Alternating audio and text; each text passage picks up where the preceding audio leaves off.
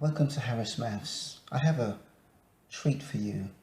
A TV contestant was asked to calculate 51 squared minus 49 squared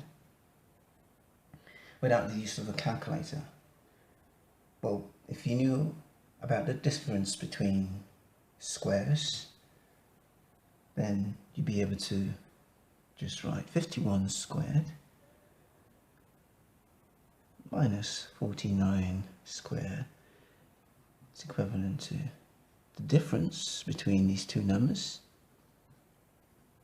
and times the sum of these two numbers. Gives us 2 times 100,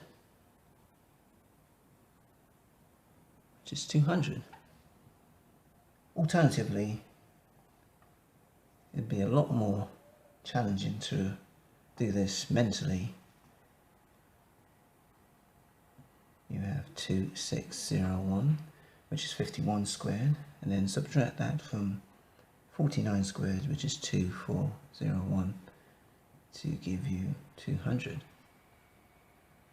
Personally, I think having knowledge about the difference